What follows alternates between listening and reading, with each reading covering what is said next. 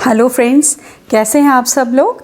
मैं हूं मीनाक्षी और मैं करती हूं आप सब लोग का स्वागत अपने चैनल प्रॉस्पर वास्तु में।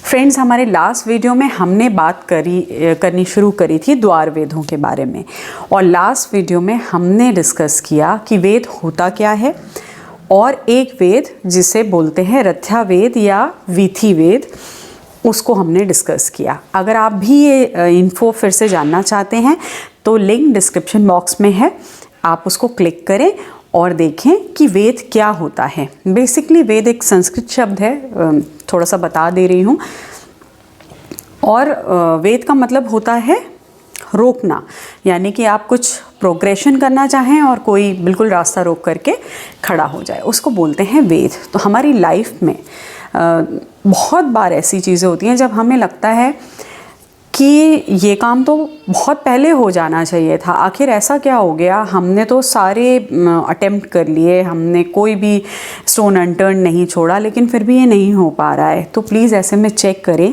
कि कहीं आपके घर के मेन गेट के आगे किसी तरीके का कोई वेद तो नहीं है।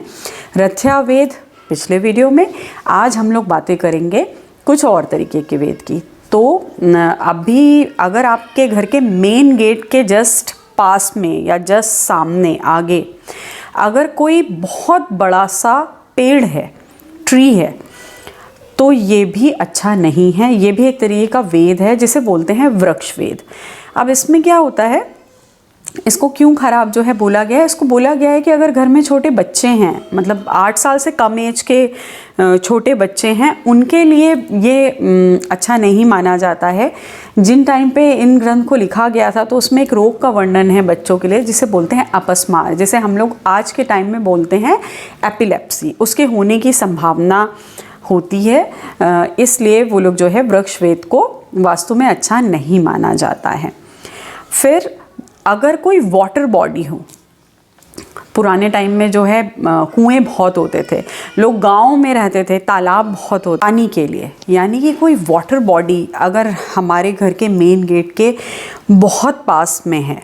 मैंने लास्ट वीडियो में बताया भी था कि हमारे हाउस की जो टोटल हाइट है उससे 2 गुनी दूरी तक ये वेद नहीं होने चाहिए, वरना वो उस घर में रहने वाले लोगों को अफेक्ट करते हैं।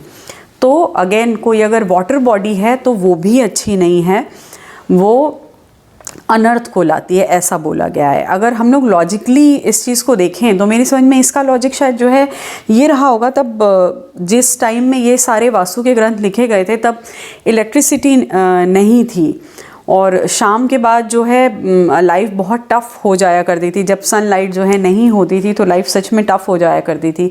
और ऐसे में अगर घर के सामने ही एक ह्यूज वाटर बॉडी हो किसी भी तरीके की, चाहे वो कुएं के फॉर्म में हो, चाहे वो तालाब के फॉर्म में हो, तो ऑब्वियसली जो है लोगों के लिए फेटल हो सकता था। शायद इस वजह से इसको जो है बोला गया होगा कि ये अनर्थ को देने वाला है। समहाउ वाटर बॉडी का वेद भी आपके घर के मेन गेट से अच्छा नहीं माना जाता है। इसके अलावा 5 तरीके के देव स्थान हैं हमारे ग्रंथों में, जिनको बोला गया है कि अगर इनका वेद आपके मेन डोर के आगे है तो ये भी अच्छा नहीं है। मैं इसमें थोड़ा सा मॉडिफिकेशन कर रही हूँ। उसका रीज़न ये है कि हर जगह की अपनी एक एनर्जीज़ होती हैं। तो अगर आपके घर के सामने, मेन गेट के सामने अगर किसी भी रिलीजियस कोई प्रेयर ऑफरिंग प्लेस है, तो वहाँ की एनर्जीज ऑब्वियसली हमारे रेजिडेंशियल एनर्जी से बहुत अलग होती हैं। क्यों? कोई वहाँ पे ग्रैटिट्यूड लेकर के जाता है, लोग मासेस में जाते हैं, कोई वहाँ पे heavy with a very heavy heart जाता है भगवान को बताने कि हम किस हाल में हैं, कोई वहाँ पे कुछ मांगने के लिए जाता है ऑलमाइटी से। तो ऑब्वियसली इतने सारे लोगों की एनर्जी से भरी हुई वो जगह होती है जहाँ पे हम सब अपनी प्रेयर्स को ऑफ़र कर रहे होते हैं किसी ना किसी रूप में ऑलमाइटी से। तो वहाँ की एनर्जीज़, वहाँ की जो चार्जिंग है वो ऐसी ही जगह संभाल सकती है। रेजिडेंशियल प्लेस में ऐसी एनर्जीज़ का होना अच्छा नहीं होता है। तो इस चीज़ का जो है ध्यान रखें। और इसमें 2-3 चीज़ें मैंने 5 तरीके के मंदिरों की आपको जो है बात बताई, जिसमें बोलते हैं कि अगर शिव जी का मंदिर हो तो वो अच्छा नहीं है, ब्रह्मा जी का मंदिर हो, ये मैं आपको विश्वकर्मा प्रकाश से बता रही हूँ, क्योंकि हिंदुस्तान में क्या है कि पुष्कर में ही ब्रह्मा जी का मंदिर है। यूजुअली देखने में नहीं आते हैं ब्रह्मा मंदिर, लेकिन फिर भी वहाँ पे इसका उल्लेख किया गया है कि ब्रह्मा का जो द्वार है वो अगर आपके घर के मेन द्वार के सामने पड़ता है तो वो कुल का नाश कराने वाला होता है।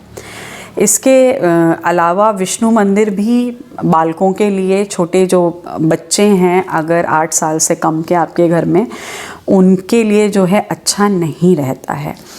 तो फ्रेंड्स, ये तो मैंने जो है देवस्थान के वेदों की जो है बात करी। इसके अलावा एक और बहुत इम्पॉर्टेंट वेद है और जो बहुत कॉमनली देखने में आता है वो है छाया वेद। अब छाया वेद क्या है? छाया मीन्स शैडो, यानी कि परछाई।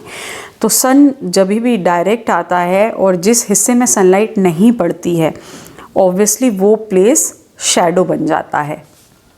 तो आप ये देखें कि अगर आपके घर के ऊपर किसी भी पेड़ की या किसी भी कोई ऐसी बड़ी सी आइडल है या कोई बहुत बड़ी सी बिल्डिंग है, जो शायद जब आपने घर बनवाया हो तब वो बिल्डिंग वहाँ पे ना हो, बाद में ओवर द ईयर्स वो कंस्ट्रक्ट हुई हो, तो ऐसे में भी घर में छाया वेद का निर्माण हो जाता है। जब सन एकदम ऊपर होता है, जो सबसे पावरफुल टाइम होता है सन के लिए, 12 से 4 वाला जो टाइम होता है जिसमें उसकी अल्ट्रावायलेट रेज एकदम पीक पर होती हैं, अगर ऐसे टाइम में आप देखें छाया वेद के लिए कि अगर कोई भी परछाई आपकी बिल्डिंग के ऊपर, आपके घर के ऊपर, चाहे वो पेड़ की परछाई है, चाहे वो कोई आइडल है, चाहे वो किसी का घर, ऑफिस या कोई और तरीके की बिल्डिंग है, अगर उसका शैडो आपके घर के ऊपर जो है आ रहा है, तो ये क्या कर रहा है? ये छाया वेद को क्रिएट कर रहा है। ये भी अच्छा नहीं है। छाया वेद शोक को लेकर के आता है, बहुत कलह को लेकर के आता है। अगर पेड़ की छाया है तो भी मन शांत नहीं रहता है, तरह तरह के जो है झगड़े होते हैं। इस तरीके की चीज़ों को जो है छाया वेद देता है। तो ये सारी चीज़ें, अच्छा, इन इन्फॉर्मेशंस को देने का जो मेरा उद्देश्य है वो अवेयरनेस को क्रिएट करना है, किसी भी डर को फैलाना नहीं है। क्योंकि मैं बार बार कहती हूँ कि अधिकतर जो दोष होते हैं वो ट्रीटेबल होते हैं। हम मेन गेट्स की बात कर रहे थे, मैंने जो है हर दिशा के मेन गेट्स की बात करी, तो मुझे लगा कि बहुत ज़रूरी है कि इसके साथ ही साथ हम लोग जो है वेद की भी बात कर लें। और ये सारी वो चीज़ें हैं जो मैं आपके साथ शेयर कर रही हूँ, जो बहुत कॉमनली देखने में मिलती हैं, लेकिन हमको पता नहीं होता या उन लोगों को पता नहीं होता जो लोग उस घर में रह रहे होते हैं। तो एक और नियम है जो मैं बार बार बताती हूँ, आपके घर की जो भी टोटल हाइट है उससे 2 गुनी दूरी से ज़्यादा पर अगर ऐसी कोई भी चीज़ें हैं, उनका कोई भी इफ़ेक्ट आपके घर पर नहीं होना है। जस्ट इन केस अगर ऐसा नहीं है अनफॉर्चुनेटली और आपको लग रहा है कि ये सारी चीज़ें आपके घर में हैं, लक्षण भी मैच कर रहे हैं, तो भी जब हम लोग मेन गेट्स को ट्रीट करते हैं तो ग्रेजुअली बहुत सारे ख़राब इफ़ेक्ट नलिफाई होना खुद ही शुरू हो जाते हैं। तो इसमें बिल्कुल भी घबराने की बात नहीं है। ये जितने भी वीडियोज़ हैं वो मैं वास्तु के लिए इंफॉर्मेटिव तरीके से जो है बना रही हूँ, जिससे कि ये किसी को भी जो है हेल्प कर सकें, और इजी लैंग्वेज में बनाने की कोशिश करती हूँ। संस्कृत के बजाय इजी लैंग्वेज में बनाने की जो है कोशिश करती हूँ, ताकि ज़्यादा से ज़्यादा लोग तक ये वास्तु का ज्ञान जो है पहुंच पाए। आपको हमारे वीडियोस अगर पसंद आ रहे हैं तो प्लीज़ हमें लाइक, कमेंट, सब्सक्राइब और शेयर करना मत भूलिएगा। डिस्क्रिप्शन बॉक्स में प्रॉस्पर वास्तु का नंबर है, you can also mail us. Friends, अब जल्दी ही मिलेंगे हम लोग किसी नए वीडियो में और करेंगे वास्तु के बारे में कुछ नई बातें। तब तक के लिए नमस्कार।